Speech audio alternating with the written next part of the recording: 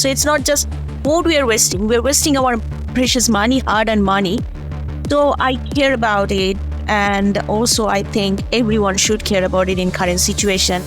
Welcome back to Dirty Linen. It's Dani Valent with you again. Thank you so much for joining us today.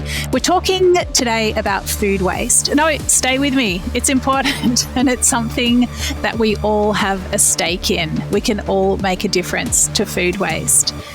In Australia, 7.6 million tonnes of food are wasted per year. 70% of that is edible. This seems completely messed up when there are massive issues with food insecurity, and that wasted food also contributes emissions which damage our climate. When you think about hospitality, apart from all the environmental issues, food waste also costs money. If food is going into the bin, you are not selling it, you are not making it generate income for your business.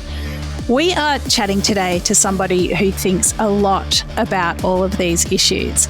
Ananya Bhattacharya is a researcher at Monash University, and she's recently done a study on food waste, which I found really fascinating. Ananya, welcome to Dirty Linen. Thank you very much, Dani, and thank you for the introduction about food waste. It really is an important issue. Well, tell us why it's important. Why do you care about it? The most important reason why I do care about it is because I love food. And oftentimes when I go to restaurants or some household, I see a lot of food are not consumed as they were bought, but they were not consumed and they're just throwing to the bin. So it really hurts my feelings saying, why? Because we spend our money on it and then we are not using it. So it's not just food we are wasting. We're wasting our precious money, hard-earned money. So I care about it. And also I think everyone should care about it in current situation when money saving is in all of our agenda.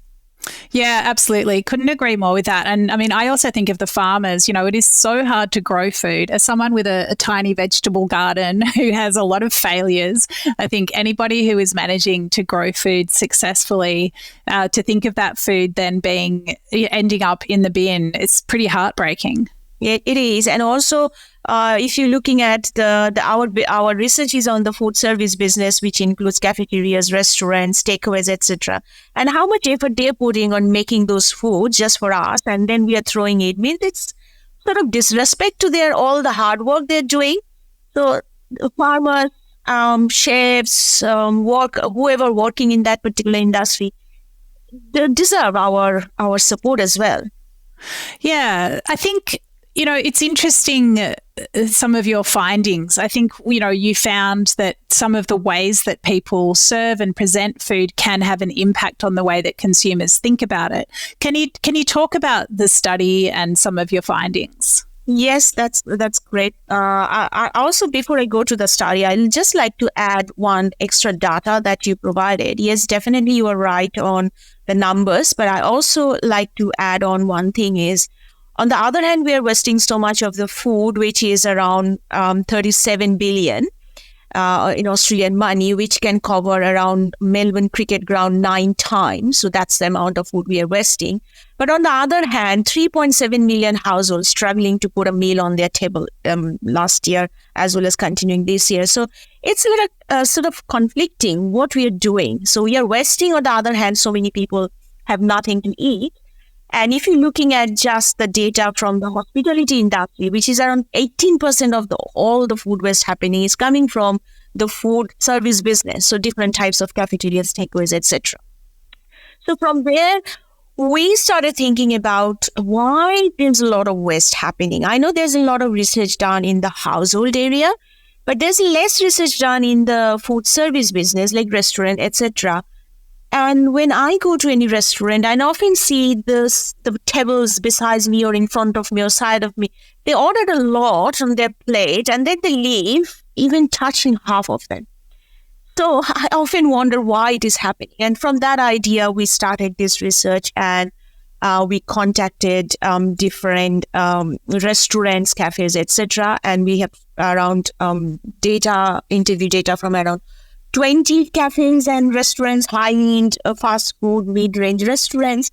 And we found out, although we started looking at it from a very much operation and supply chain perspective, but we found out that the actual reason behind this food waste lies with our hidden belief about food, deep-rooted some sort of social practices that we keep doing, as well as some hidden norms. That could be industry-based norms, or that could be the consumer-based norms. So these are some of the reasons what we found causing a lot of food waste. So as a consumer, we're making some decision which we can change a lot of things. As well as a business owner, we may be making some decisions that could be changed as well to reduce the food waste.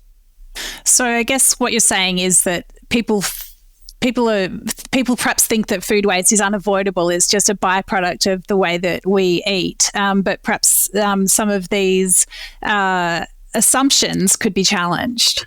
Yes, of course. Especially if you talk to any business manager, you will see that they're saying, yeah, we can't control it. There has to be some waste because we can't always predict how many consumer will be there tomorrow or day after. If there is a sunny day, we'll have more customer. If there's a windy day, there will be less customer. But exactly how many more or how much less, we don't know. So we always have to produce more just to have a buffer.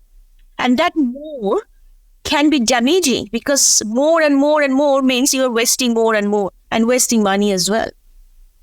So what kind of differences did you find in businesses at different levels when it comes to food waste? You know, is there a difference between fast food and high end, for example? Yes, definitely. We found something. So our biggest, what we say, it's most interesting finding is when it is a fast food, consumers really don't care about what they're eating and how they're wasting because they don't see the connection between food and themselves. They're just hungry and very quickly they need to grab something on the way. So they just go and order, say, burger or chips or fish and chips or whatever, and they just waste it. Half of the plate they just waste. Because it's fast food, so it's come very fast and goes very fast without having any sort of connection.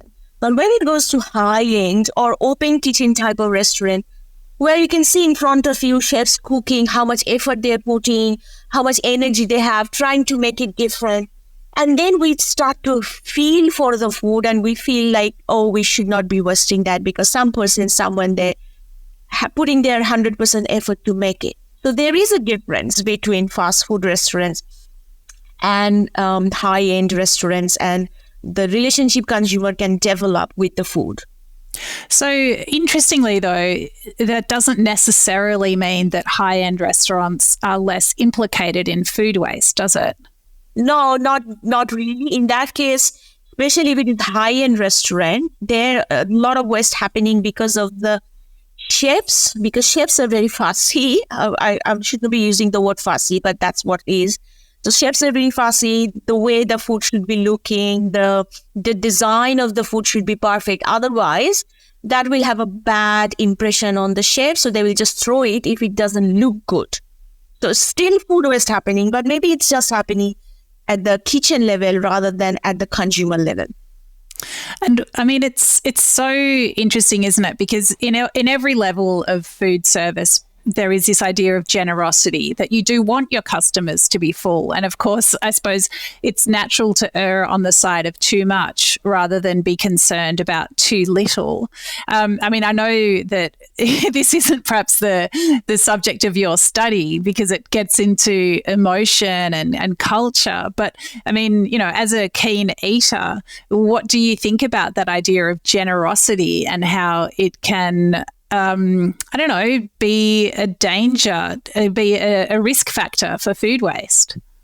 Dani, it was not part of our research, but we found exactly the same thing with the consumer end. In some culture, or maybe I can say it's like everyone's culture nowadays, when you invite someone, you always try to show them how generous I am and how much I can give you. So it's like even if they can't eat that much, but I need to show them that there is no lack of availability of food. So I order more than they can have. So that sort of high quantity or generosity leads to waste because there is a limit how much one can eat.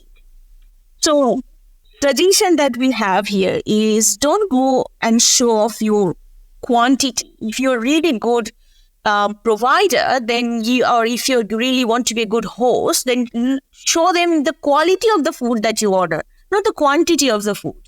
So your guests will be very happy to see the high quality produce, not the high number of the produce that ultimately you're throwing to the bin. I mean, in a sense, this really needs to be a compact, some kind of agreement between diners and the food service industry that generosity can look a little bit different. It is, yes. And that's where we are saying that when we go for a buffet restaurant, you see a lot of waste happening in the buffet restaurant. So why can't we have different plate sizes near the buffet so that people can decide, okay, I may not have the appetite to have that big piece of cake. So for small plate is for me to just cut down a portion of the cake and have it, rather than having the big plate and then throw half of the cake that I can't consume. One thing I found really interesting in your study is the idea of ordering and the way that technology could be used to order less, order more smartly. Can you talk about that? Yeah, so we actually found a technology called Lean Path, which is used by many of the high-end restaurants, where they are actually initially checking where the waste is happening and what type of products are wasted more. So like it's a carb or vegetables or salads or chips or like leafy vegetables. What are wasted more? And then based on that, they were trying to reduce that particular produce. They're making, rather than making it mandatory for customers to order, they're making it optional. And when customers will order it through online system, they can order if they need it. Otherwise, they don't have to. So online ordering can also make it much easier for customers to say, I'm going to order just this sandwich, no chips required, or no leafy vegetables required, which may not be possible when you're ordering on the counter. Maybe some customers don't want to be that specific when they're talking personally, but they can make that specific decision online.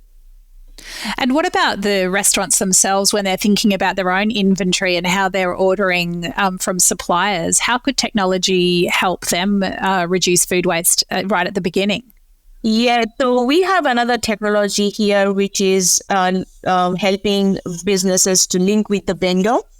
So open vendor system. So the restaurant can have inventory system which is directly linked to the supplier, and that can show the supplier that, okay, this much of the raw materials are required. Only we can give them this raw material, rather than just every week or every 2 times in a week, we just blindly give it to them before they do that. But nowadays we are suggesting that you check with the supplier, you check with the actual restaurant owner, saying that, okay, you have 2 packets of bread. Now we don't need any more bread. We can go for some other options. So direct link with supplier can help identifying the exact amount that is needed. I think, sometimes people get a discount if they order more, which can lead to over-ordering. You think you're getting it cheap, so you order more, but then perhaps you don't use it. Do you think there are ways that part of the supply chain could be improved? Yep, we have seen that sort of system working in retail business. So you may know that in many part of the UK, I think Tesco started doing it, saying that if you buy anything now, the extra one you get back next time when you come. So buy one, get one free. That one free will be happening next time when you visit us, rather than getting both of them now and waste more. So we are trying to see if that is possible in the restaurant industry as well. So any discount you will be getting next time when you visit, rather than this time. But it's in the discussion stage. And what about training? I mean, it's so restaurants have such difficulty finding the right staff, and it can be really tricky to train staff the way that you want to when there is high turnover, or perhaps people aren't as skilled yet as they might be, in later years. What kind of impact can training have on food waste? That's a very good question, Dani, because I asked the questions to the manager and everywhere. And I found like across most of the restaurants, they provide basic trainings about food safety, quality management, supplier management, inventory management, talking to the customer, how you can take order from the customer. All these things are really provided in the training, but there's no training on managing food waste. So even if it is a high-end restaurant, lower range, like fast food, whatever the restaurant is, there's no training given on reducing food waste, because one of the reason is the primary reason for running restaurant is cost benefit. So food waste comes not as a primary one. And most of the employees who are working there, we're going to be in part-time basis. So they're not going to be there permanently. So the restaurant is only providing training which are necessity, which is like food safety issues are necessity. So they have to provide that. But anything else, it's not given. So naturally, if you see any particular service personnel is interested about food waste, they're doing it just because of their own choice and their own ethical belief. They're not doing it because business is telling them to do. So that is one of our suggestions. Provide training to staff on how to prepare and cook without wasting food. That's for the chef. And for the front office personnel, our suggestion is suggest customer if they really need that big plate of food, if they can't consume. Right. Interesting. It makes me think of a couple of things. One is an all-you-eat Korean place that I went to recently where customers were fined for food that was left on their plate. So I'm not sure how they were able to impose these fines, but I think even to transfer the onus a little bit to the customer, it was an interesting move, that at least it would make people think about whether they needed to fill their plate that high or, to fill the table with all the different dishes. Perhaps they could just go back, if they were still hungry and get some more. So, that's one thing you made me think of. Another thing is, a podcast a while ago we had with Matt Wiley from Rebar in Sydney. And I think accountability for waste was a massive issue in the restaurants. So staff were definitely trained in food waste. The whole mode of the bar was to use ingredients that were considered waste to create the drinks. They had bins, separated bins that were there, but anyone who put anything into a bin had to write it down, right? That, they had to be really accountable for it. If it went into the bin, that was a failure and they had to, own up to it in a way. And then the whole business would learn from that. So I think, that's at the extreme end of thinking about food waste, but really, I found that really inspiring. It certainly made me think about what I put in my own bins at home. Yeah, that's great.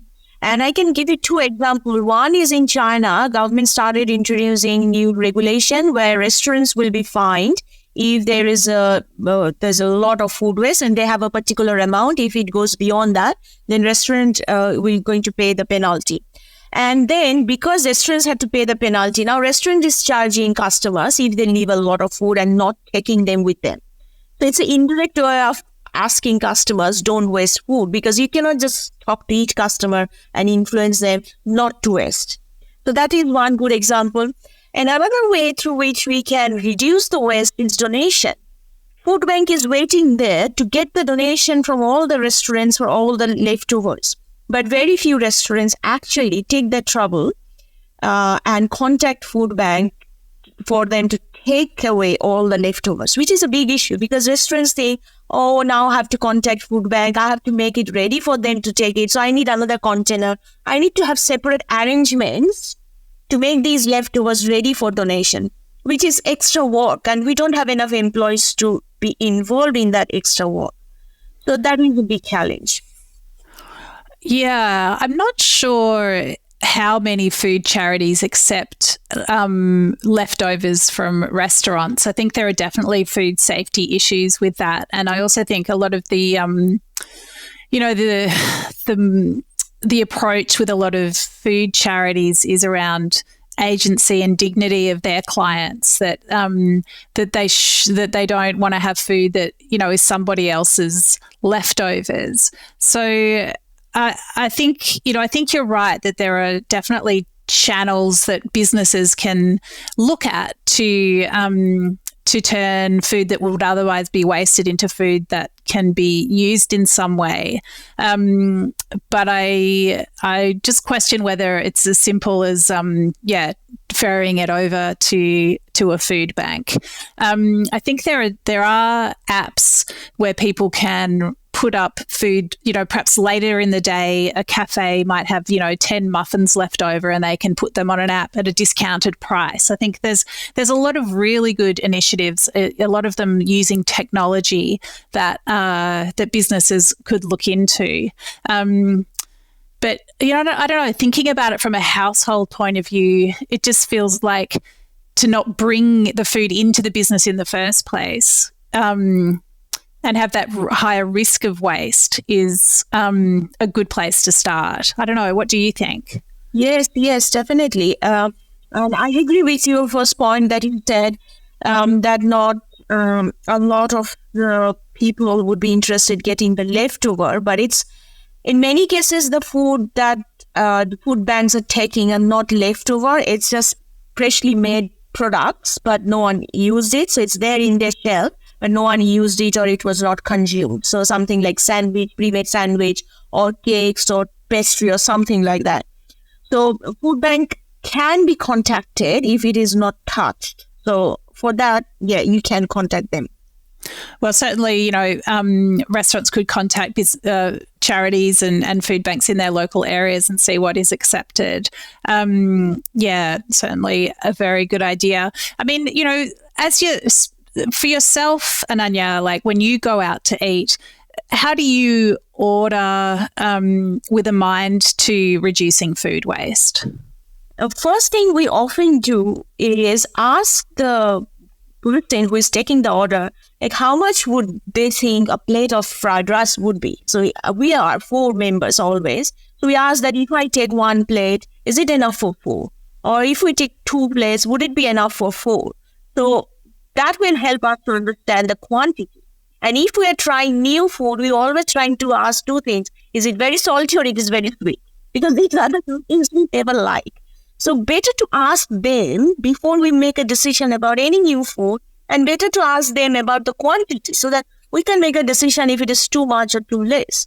And even if it is too much, then we always ask for a container that we can take away with us rather than throwing it.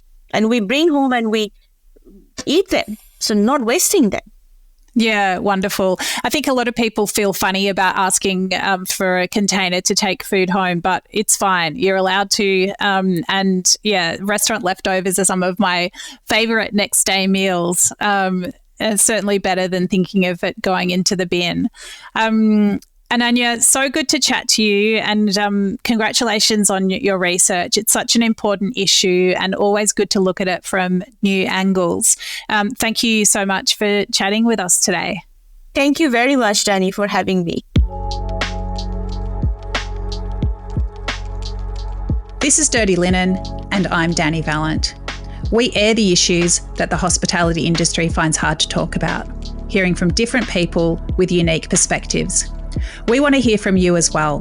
If you have something that needs to be said about a topic, get in touch so we can include your perspective. Contact us at dirtylinenat deepintheweeds.com.au or hit us up on Insta at Dirty Linen Podcast. We can't wait to hear from you. This